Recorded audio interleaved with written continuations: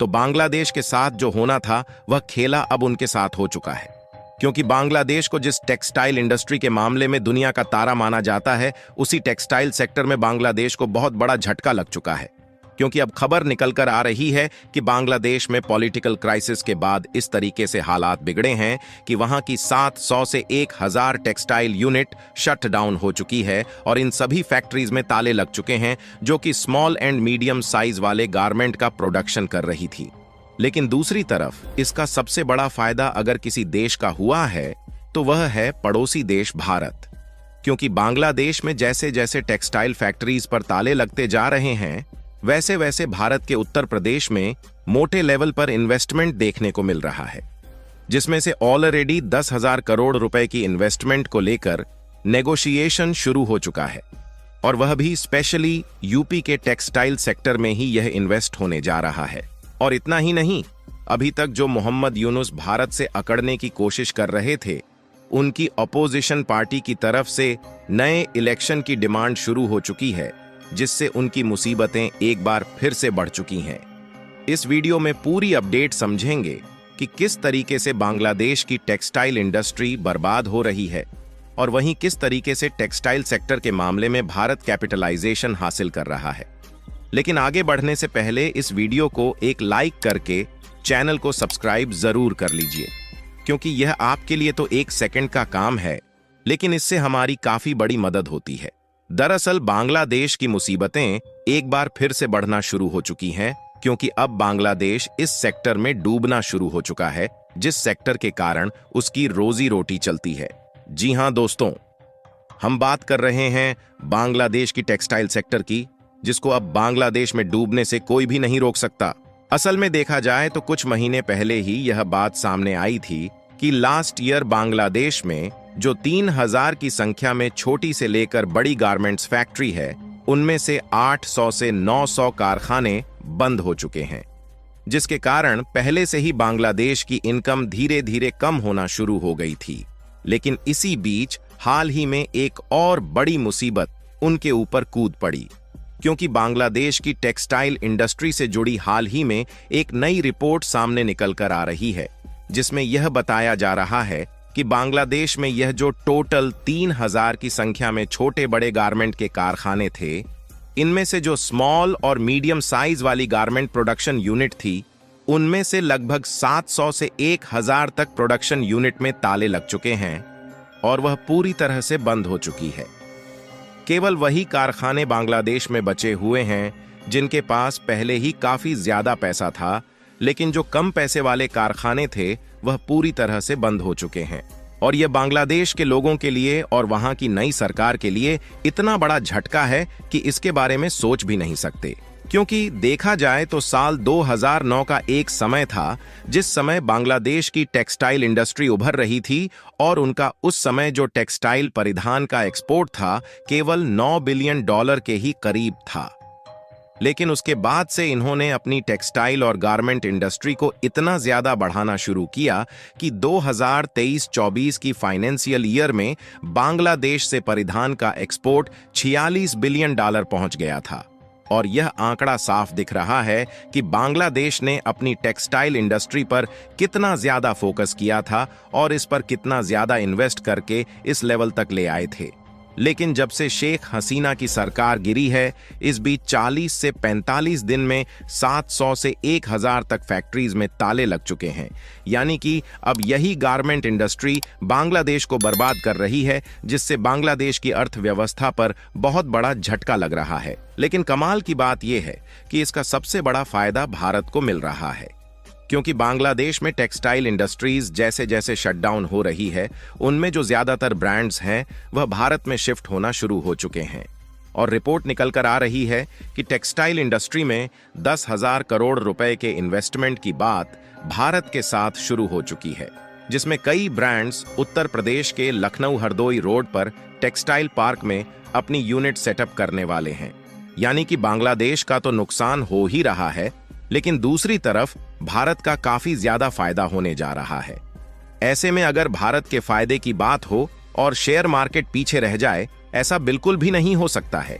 इसलिए यदि ऐसे मौके पर आप शेयर मार्केट में एंट्री मारते हैं और सही प्रेडिक्शन करते हैं तो आप काफी ज्यादा पैसा अर्न कर सकते हैं, जिसके लिए सबसे बढ़िया ऐप है मार्केट वोल्फ। मार्केट वोल्फ एक सेबी रजिस्टर्ड प्लेटफॉर्म है जहां आप बिना किसी डिमैट अकाउंट के ट्रेडिंग कर सकते हैं, और ये ऐप आपको फ्री में हर रोज टिप्स भी देता है कि क्या खरीदना चाहिए। तो चलिए अब मैं आपको दिखाता हूं कि आप इसको यूज कैसे कर सकते हैं। इसके लिए मैंने सबसे पहले मार्केट वोल्फ ऐप ओपन कर लिया और पिन डालकर लॉगिन कर लिया। अब मैंने सेलेक्ट किया इजी वे टू ट्रेड वाला ऑप्शन। अब मैं ये सेलेक्ट कर सकता हूं कि मुझे किस में ट्रेड करना है। चलिए मैं फिर बैंक निफ्टी चूज कर लेता हूं। यहां दिख रहे ट्रेंड्स को देखकर अब मुझे लग रहा है कि ये कुछ नीचे जाने वाला है। अब यहां पर मैं एक अमाउंट चूज कर लेता हूं और डाउन के ऑप्शन को सिलेक्ट कर लेता हूं। और अब लास्ट में मुझे चूज करना है फास्ट या फास्टर। मैं अपने प्रॉफिट को ज्यादा करने के लिए फास्टर वाले ऑप्शन को सिलेक्ट कर लेता हूं और बस हो गया। और सबसे जरूरी बात शायद ही आप जानते होंगे, सबसे बढ़िया बात यह है कि आप यहां पर केवल 999 रुपए से ही डील स्टार्ट कर सकते हैं। साथ ही साथ ये प्लेटफॉर्म कोई मेंटेनेंस फीस भी चार्ज नहीं करता है, जिससे आप सिर्फ 99 रुपए में लाइफ टाइम ट्रेडिंग प्लेटफॉर्म पा सकते हैं जहां पर आप जिंदगी भर ट्रेड कर सकते हैं।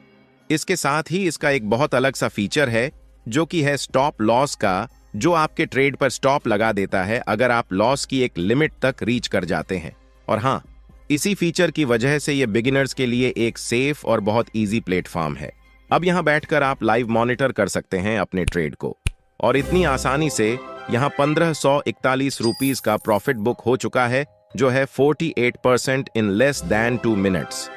और इसका एक बढ़िया फीचर है जो आपको कहीं भी नहीं मिलेगा। ये ऐप आपके प्रॉफिट पर मात्र 19 रुपए की ब्रोकरेज लेता है, और अगर आप लॉस करते हैं तो ये 9 रुपए ही चार्ज करता है, जबकि इसी इंडस्ट्री के जो दूसरे ऐप्स हैं उन पर प्रॉफिट और लॉस दोनों में 20 रुपए का चार्ज लगता है। तो ये हुई ना आपके लिए एक अच्छी डील। और दोस्तों, इस ऐप को इस्तेमाल करना बहुत ही आसान है और सुरक्षित है, तो आप तुरंत जाइए और चेकआउट करिए।